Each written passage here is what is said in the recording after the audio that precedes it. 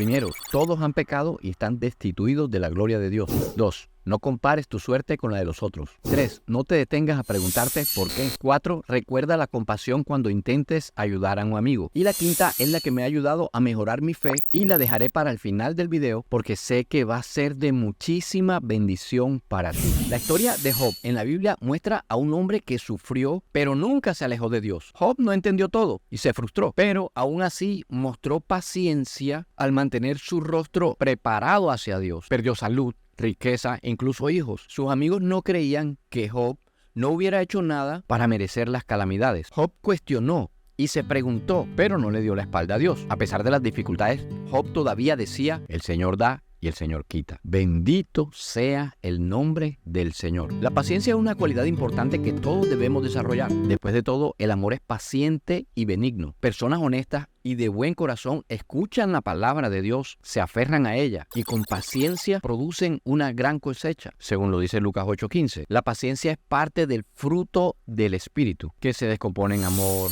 gozo, paz, paciencia, bondad y fidelidad. Dios nos da el poder para soportar dificultades y pruebas, pero debemos aprender y crecer en este fruto del Espíritu. Un sinónimo de paciencia es este esfuerzo de la vida que tenemos que hacer. ¿Dónde menciona la Biblia esta frase, la paciencia de Job? En Santiago 5:11 lo dice. Job fue paciente, perseverante, soportó el sufrimiento, mostró gran tristeza, pero se mantuvo firme bajo toda esta presión. Santiago escribió sobre la paciencia de Job entre los años 44 y 49 después de Cristo. Los creyentes enfrentaron mucha persecución y Santiago quería recordarles que se necesita esta paciencia, que se necesitaba esta resistencia. El mundo odia a Cristo y por lo tanto cualquiera que crea en Jesús es una amenaza. La persecución de los cristianos no cesó en el siglo I, creció cada siglo desde entonces. Entonces Santiago parecía saber que era importante cultivar esta paciencia de Job. ¿Qué pasó en la vida de Job? Job era un hombre íntegro, se alejó del mal y el Señor se alegró de él. Sin embargo, Satanás pensó que la única razón de la paciencia de Job era su prosperidad.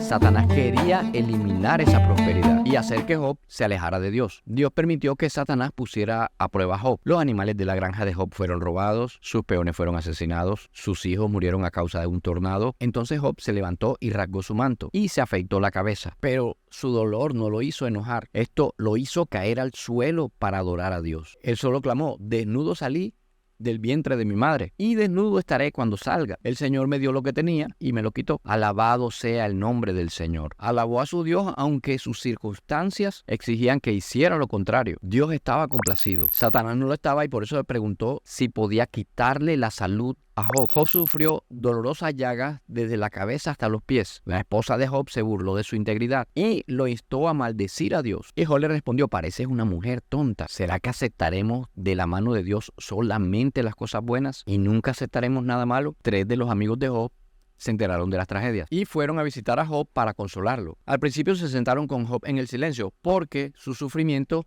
era evidente y demasiado grande para expresarlo con palabras. Un amigo se preguntó acerca de la fe de Job. ¿Será que no le dio confianza su reverencia a Dios? ¿No le dio esperanza a su vida de integridad? Es fácil cuestionar la integridad de una persona cuando no estás en su lugar. Él insinuó que Job debió haber hecho algo malo. El otro amigo de Job habla y su opinión fue que si Job es tan justo como cree, entonces él puede orar a Dios para que le devuelva todo. Él tiene buenas intenciones y espera que Job vuelva a tener una vida mejor. Pero aún así insinúa que Job necesita arrepentirse, tal vez de alguna mala acción importante. El tercer amigo de Job niega la afirmación de inocencia de Job y se atreve a decir que Job merecía más castigo de parte de Dios. Y Job afirma que a sus amigos le resulta fácil burlarse de él. Ellos no están pasando por ese horrendo problema. Él está molesto con sus amigos, pero recuerda que la verdadera sabiduría y el poder se encuentran solamente en Dios. Sus amigos no lo entienden. Más del 80% del libro de Job son malos consejos de sus amigos. Ellos le dieron lo que sabían en su cabeza, pero dejaron de lado la compasión de su corazón. Los amigos de Job querían recordarle el poder y la grandeza de Dios, pero no estaban imitando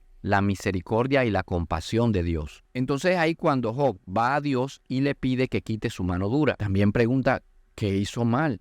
y porque Dios se alejó de él. Job se lamenta de la fragilidad de la humanidad, anhela recuperar la fuerza y la esperanza. ¿Por qué debería ocurrir el sufrimiento? ¿Por qué el dolor es inevitable? ¿Por qué los malvados parecen prosperar? ¿Y por qué los buenos son castigados? Veamos por qué fue tan importante la paciencia de Job. Ahora sí, ¿qué podemos aprender de la paciencia de Job? Primero, todos han pecado y están destituidos de la gloria de Dios. Incluso cuando soy inocente de algunas acciones específicas, mi corazón es culpable de rebelión contra Dios. Nunca soy perfecto y siempre quiero salirme con la mía. Discutir con Dios es simplemente tratar de tener razón ante mis propios ojos, y eso es orgullo. 2. No compares tu suerte con la de otros. Siempre tengo la tendencia de comparar mis acciones con la de otros y saco finalmente conclusiones de que yo no haría lo que los otros están haciendo. Tal vez no haría eso, pero haría otra cosa, que es igual de mala ante los ojos de Dios. Tercero, no se detenga a preguntar de por qué. Las preguntas de por qué son demasiado pesadas para soportarlas. Rara vez sirve de algo preguntar por qué. Las mejores formas de responder para mí son: ¿pasó esto?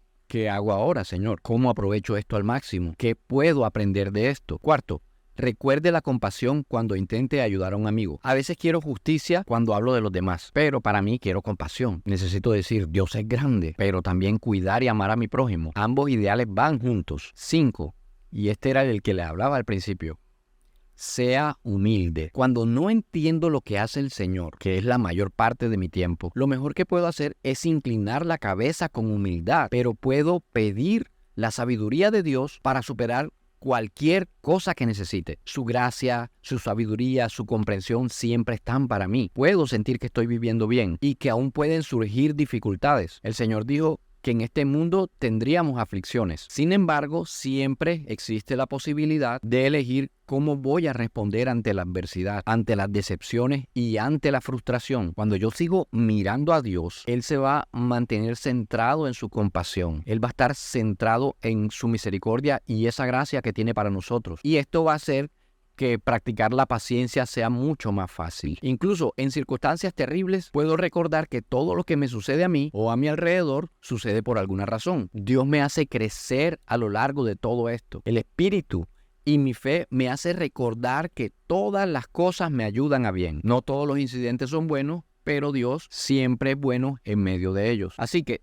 todo lo demás es inútil comparado con el valor infinito de conocer a Cristo Jesús, mi Señor. Por Él he desechado todo lo demás, considerando todo como basura, para ganar a Cristo. Filipenses 3:8. Para terminar, aquí hay 10 lecciones que aprendemos del libro de Job. Primero, a la gente buena le pasan cosas malas. Segundo, en medio del sufrimiento, nunca debemos perder la esperanza en Dios. Tercero, nuestros amigos pueden fallarnos en medio de nuestra miseria, pero Dios nunca lo hace. Cuarto, incluso en el medio del silencio de Dios, su presencia está con nosotros. Quinto, la sabiduría proviene de temer a Dios y alejarse del mal. Sexto, Dios está con nosotros en medio de nuestras tormentas. 7. Dios tiene el control. 8. A veces en medio de nuestro sufrimiento pecamos. 9. A veces pecamos contra nuestros amigos. Y 10. Después del arrepentimiento y el perdón, vienen las bendiciones. Entonces, cuando nos sintamos estresados, frustrados y heridos por este mundo, entonces demos un paso atrás y echemos un vistazo a toda la creación de Dios. Luego profundiza en su palabra y aprende más del amor de Dios por ti. Confía en que si Él puede crear